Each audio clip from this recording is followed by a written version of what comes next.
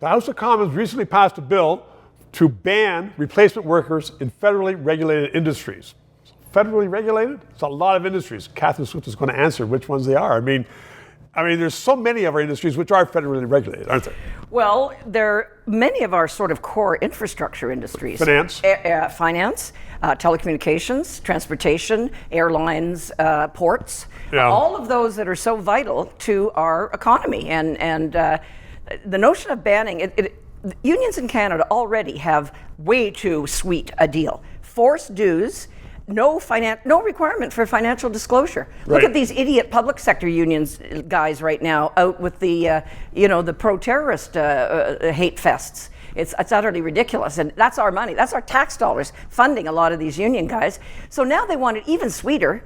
The whole point of replacement workers is that the union has a lot of tools. They can shut down a business. They can, withdraw their labor and everything.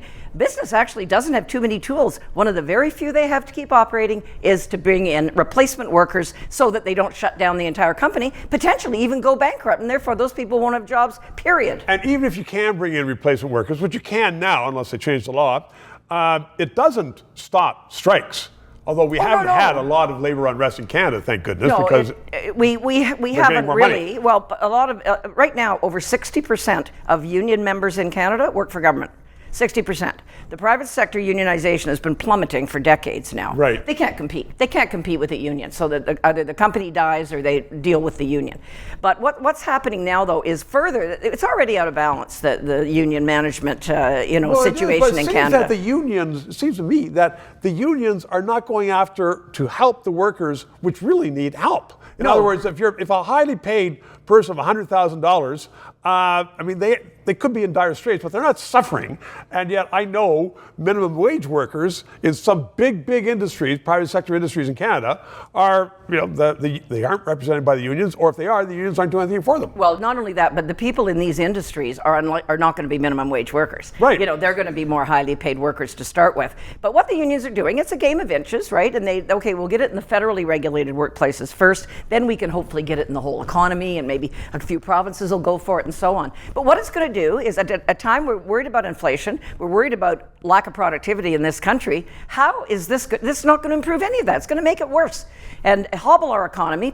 We have investment problems in Canada. Investors are going to stay away. Oh, why would I establish a business in Canada when some irresponsible union can hold me for ransom and I can't do anything about it? This is a terrible bill. The Conservatives voted in favor of it. I can only presume. Why would that be? Well, it's the old wedge issue, right? Right now, if we look like we're coming up to an election, who knows when, federally, and they want any wedge issue. Abortion's back on the table. We've got all these wedge issues.